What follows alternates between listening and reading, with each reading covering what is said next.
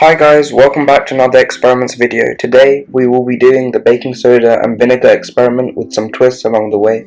First, you will need a large tray, a large glass, baking soda or bicarbonate of soda. They are both the same thing. However, be sure not to use baking powder, as that is very different in chemical properties to baking soda.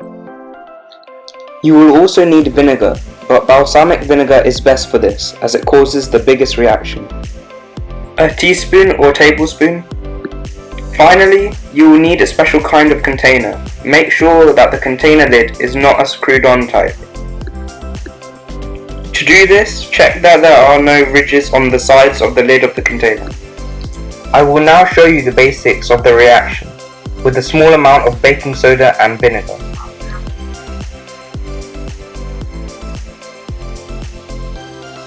Immediately, when the two are added together, fizzing occurs, while the resulting product is a chocolate brown liquid.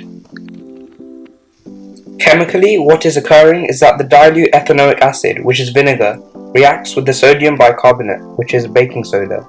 Carbon dioxide is produced from the reaction, causing bubbles to be produced. Sodium acetate and water are the liquids produced in the reaction. Next, you will need much more baking soda and much more vinegar. Fill the container with the vinegar almost to the brim, but with some space between the liquid and the top.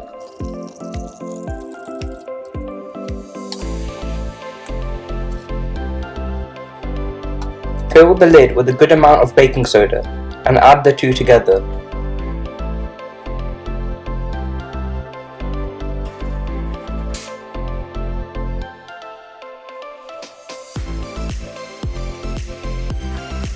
A lot more fizzing occurs, much of which went all over me. You want to stick down the lid onto the container, which took me some time to do. The container started moving around due to the pressure within it, and so the explosion occurred. I did not expect the lid to fly off as violently and as high as it did, but it was certainly worth the wait.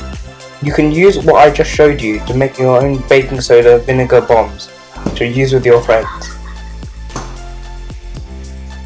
A tip for this reaction is not to use the same plastic container twice to make the bomb, as what happens is that after the first explosion, the top of the container becomes a loose fit, so the explosion does not occur with any power or pressure.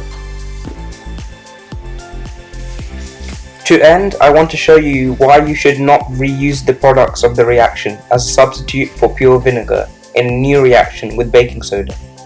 What happens when you do this is a lame reaction with the different layers of product being made. However, it is still quite interesting to see. I hope you enjoyed this video, especially the explosion of the can, and I will be back with another video soon. Until then, please like, comment and subscribe, and I'll see you in the next video.